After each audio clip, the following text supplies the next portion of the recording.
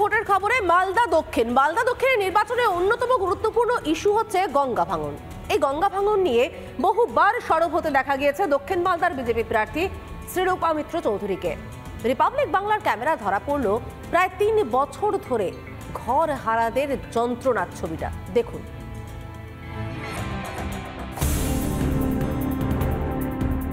মালদা দক্ষিণের অন্যতম সমস্যা গঙ্গা ভাঙন। গঙ্গা ভাঙনে সর্বশান্ত ৫০০টি পরিবার, ভিটে মাটি হারিয়ে অসহায় মালদার মানিকচকের বাসিন্দারা।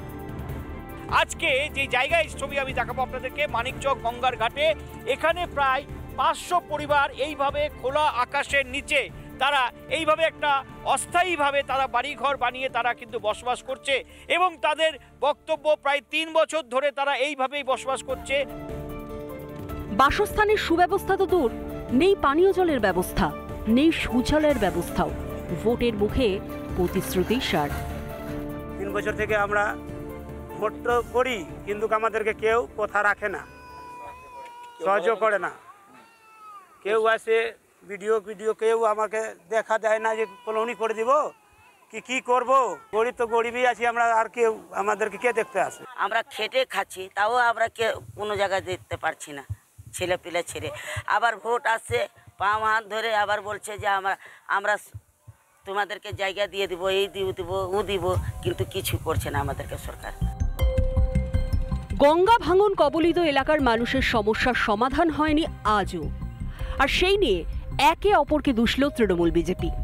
তো এটা যেহেতু সেন্ট্রাল গভর্নমেন্টের ওয়াটার রিসোর্সেস মিনিস্ট্রির আন্ডারে পড়ে, তাই বলে স্টেট গভর্নমেন্ট চাইলেও অনেকটা চেষ্টা করছে, কিন্তু স্টেট গভর্নমেন্টের হাতে তো এটা নেই। আমরা বারবার করে বলেছি, কিন্তু এখন অবধি আমরা সেন্ট্রাল গভর্নমেন্টের কাছে কোনো উত্তর, কোনো অ্যাক্টিভিটি পাইনি। ভাঙন এলাকার মানুষের জন্য যেটা দরকার সেটা হচ্ছে ল্যান্ড প্যাকেজ, মানে যাদের জমি হারিয়ে গেল তাদেরকে বৈধ জমি তাদেরকে দিয়ে দেওয়া। সেটা একমাত্র পারেন জেলা শাসক, রেভিনিউ ডিপার্টমেন্টের কাজ এটা। সেই কাজটা এখানে করা হয়নি। বছরের পর বছর ত্রিপল মাথায় বসবাস করছে ৫০০টি পরিবার। দীর্ঘ আন্দোলন করেও হয়নি সুরাহা, হয়নি পুনর্বাসন। কবে এই সমস্যার সমাধান হবে, কবে তারা স্থায়ীভাবে বসবাস করবে, তাদের কলোনি হবে, সেটাই এখন প্রশ্ন উঠেছে। মালদা থেকে দীপঙ্কর গোস্বামী, রিপাবলিক বাংলা।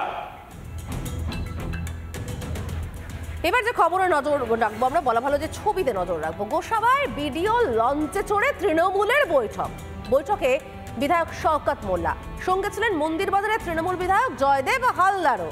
আর এতেই নির্বাচনী বিধি ভঙ্গের অভিযোগ তুলেছে বিজেপি।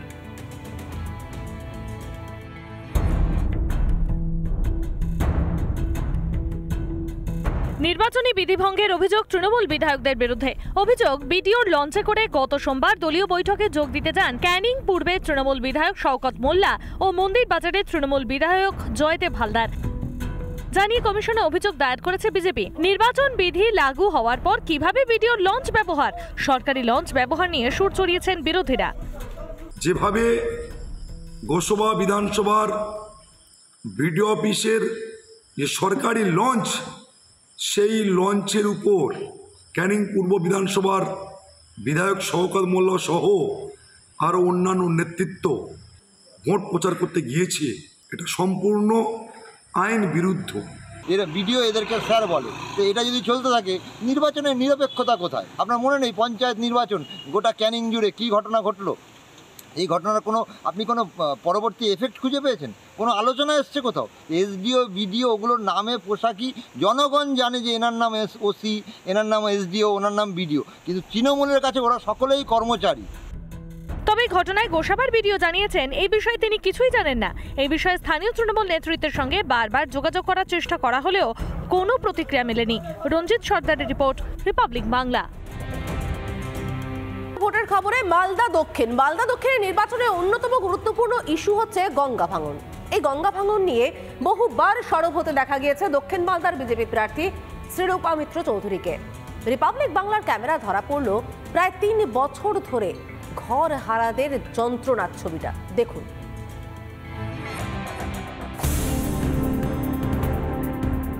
মালদা দক্ষিণের অন্যতম সমস্যা গঙ্গা ভাঙন।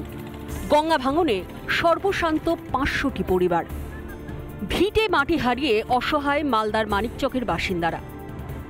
আজকে যে জায়গায় ছবি আমি দেখাবো আপনাদেরকে, মানিকচক গঙ্গার ঘাটে, এখানে প্রায় 500 পরিবার এইভাবে খোলা আকাশের নিচে তারা এইভাবে একটা অস্থায়ীভাবে তারা বাড়িঘর বানিয়ে তারা কিন্তু বসবাস করছে এবং তাদের বক্তব্য প্রায় 3 বছর ধরে তারা এইভাবেই বসবাস করছে।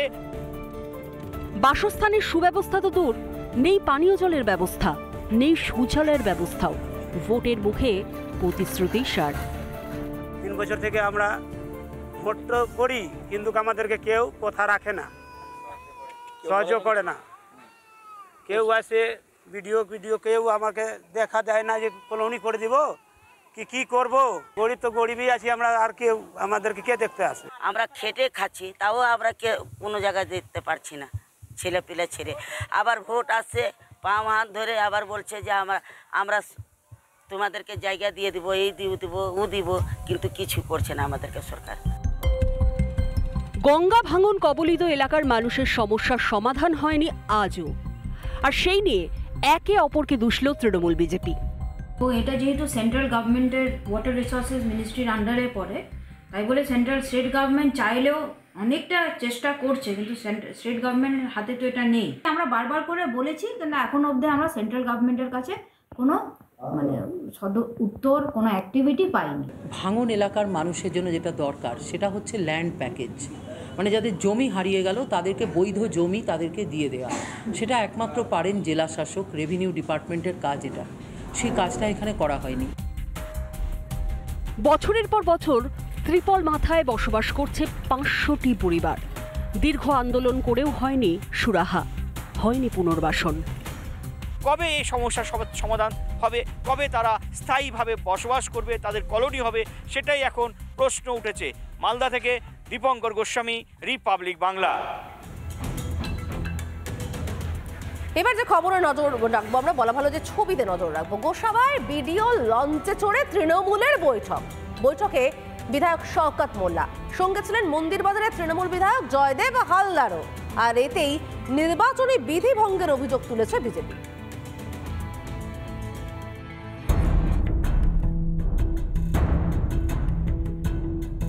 নির্বাচনী বিধিভঙ্গের অভিযোগ তৃণমূল বিধায়কদের বিরুদ্ধে। অভিযোগ, বিডিওর লঞ্চে করে গত সোমবার দলীয় বৈঠকে যোগ দিতে যান ক্যানিং পূর্বের তৃণমূল বিধায়ক শওকত মোল্লা ও মন্দির বাজারের তৃণমূল বিধায়ক জয়দেব হালদার। জানিয়ে কমিশনে অভিযোগ দায়ের করেছে বিজেপি। নির্বাচন বিধি লাগু হওয়ার পর কিভাবে বিডিওর লঞ্চ ব্যবহার, সরকারি লঞ্চ ব্যবহার নিয়ে সুর চড়িয়েছেন বিরোধীরা। যেভাবে গোসবা বিধানসভার বিডিও অফিসের যে সরকারি লঞ্চ, সেই লঞ্চের উপর ক্যানিং পূর্ব বিধানসভার বিধায়ক শওকত মোল্লা সহ আরও অন্যান্য নেতৃত্ব ভোট প্রচার করতে গিয়েছে, এটা সম্পূর্ণ আইন বিরুদ্ধ। এরা ভিডিও এদেরকে স্যার বলে। তো এটা যদি চলতে থাকে, নির্বাচনের নিরপেক্ষতা কোথায়? আপনার মনে নেই পঞ্চায়েত নির্বাচন গোটা ক্যানিং জুড়ে কী ঘটনা ঘটলো? এই ঘটনার আপনি কোনো পরবর্তী এফেক্ট খুঁজে পেয়েছেন? কোনো আলোচনা এসছে কোথাও? এসডিও বিডিও ওগুলোর নামে পোশাকি, জনগণ জানে যে এনার নাম ওসি, এনার নাম এসডিও, ওনার নাম বিডিও, কিন্তু তৃণমূলের কাছে ওরা সকলেই কর্মচারী। তবে ঘটনায় গোসাবার বিডিও জানিয়েছেন এই বিষয়ে তিনি কিছুই জানেন না। এই বিষয়ে স্থানীয় তৃণমূল নেতৃত্বের সঙ্গে বারবার যোগাযোগ করার চেষ্টা করা হলেও কোনো প্রতিক্রিয়া মেলেনি। রঞ্জিত সর্দারের রিপোর্ট, রিপাবলিক বাংলা।